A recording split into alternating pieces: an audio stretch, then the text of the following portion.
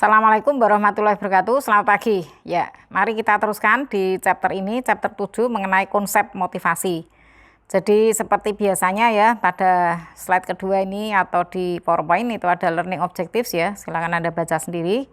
Kemudian key elements dari motivasi ya. Jadi motivasi itu seseorang sebenarnya mencapai tujuan ya. Dalam hidupnya itu mencapai tujuan, dan di dalam tujuan itu dia untuk keberhasilan mencapai tujuan dia harus intens, dia harus mengarahkan perilakunya, dan dalam perilaku itu dia harus persistence ya. Jadi ada 3 elemen di situ, bahwa ada intensity, ada direction, dan ada persistence. Nah, ketika saya gagal, nah mungkin persistensi saya dipertanyakan ya. Dalam arti misalnya nih, saya pengen sarjana S1. Nah, saya intens ya belajar.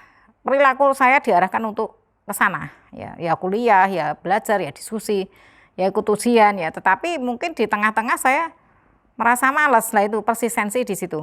Oke. Nah, yang pertama teorinya dari Maslow. Jadi ada 5 hierarki dan itu harus mulai dari bawah.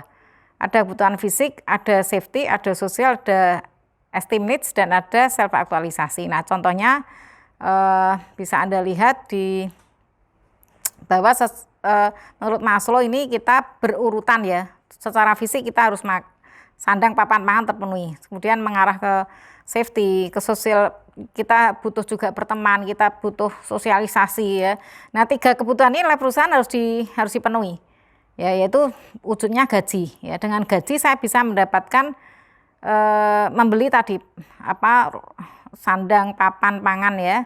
Dan kebutuhan saya untuk nyaman bekerja, dan kebutuhan saya untuk bisa bersosialisasi. Nah, esteem ini adalah ketika saya mendapatkan penghargaan ya, pengakuan. Nah, self aktualisasi mungkin saya mendapatkan pekerjaan yang menantang, atau saya disekolahkan untuk mencapai level S3 misalnya, seperti itu.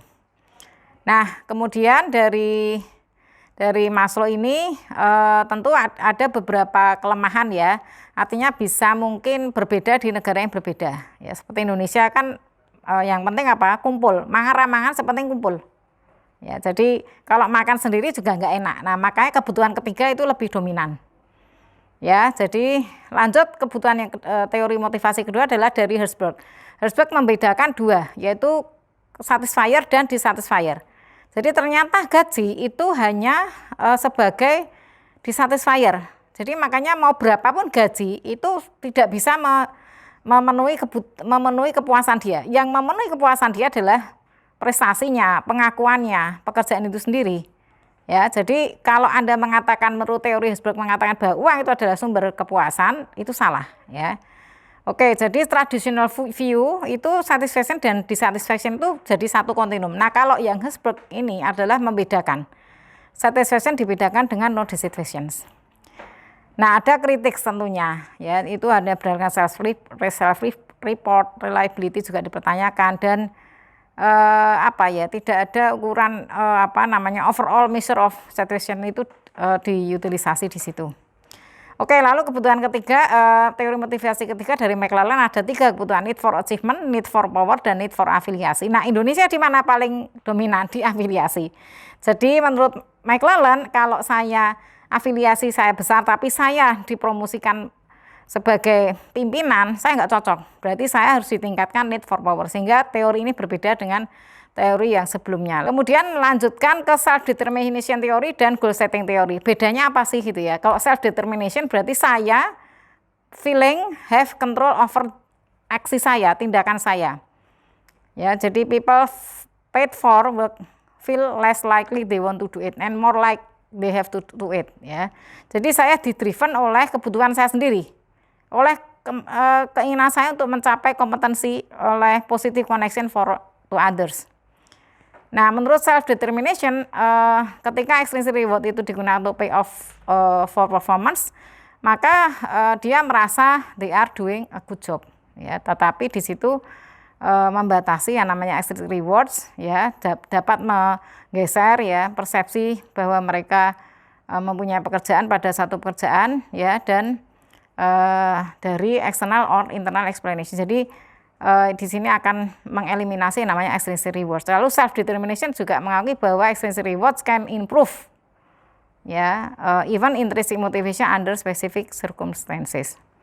Jadi itulah self determination itu saya pada kendali saya, ya. Dan saya mempersuing goals itu karena saya punya alasan, konsisten dengan interest saya, konsisten dengan core value saya. Ya, dan bagi individu ya saya punya alasan untuk extrinsic reward, dan organisasi juga demikian. Lalu goal setting apa kebalikannya, bahwa saya butuh itu to be done and how much effort needed. Jadi increase performance, difficult goals itu ciri-cirinya ya, dan ada feedback. Nah, makanya ada komitmen, karakteristik tugas seperti apa, tetapi juga national culture itu akan menjadi faktor saya bisa mencapai atau tidak, karena orang Indonesia pada umumnya tidak mau ditarget tinggi atau dia nggak mau konfrontasi seperti itu. Nah, people dia berbeda dalam regulasinya. Dari ada promotion focus dan ada prevention focus. Jadi advancement tetapi juga ada prevention, ya. Dia juga strive to fulfill duties and obligations.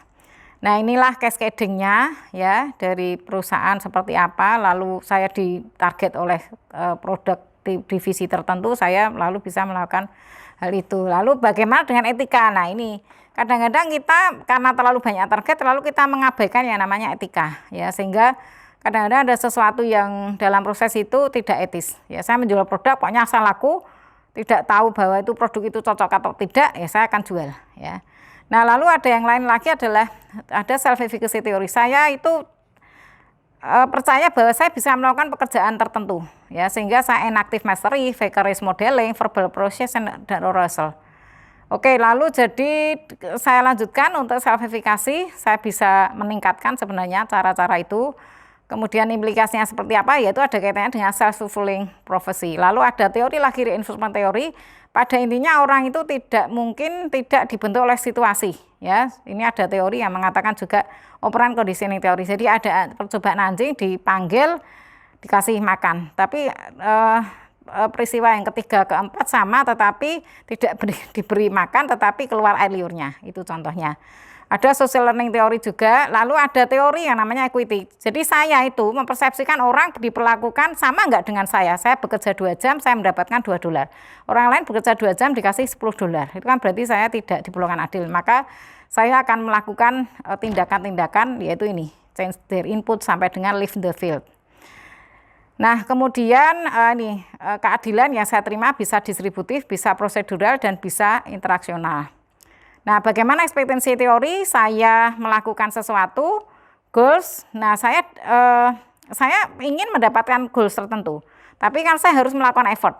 Lalu saya mendapatkan performance, dan performance itu akan ada kaitannya dengan rewards. Nah, kalau tidak ada kaitannya, nomor 2 ini gagal. Ya, namanya ada instrumentality, artinya ada kaitannya 2 itu.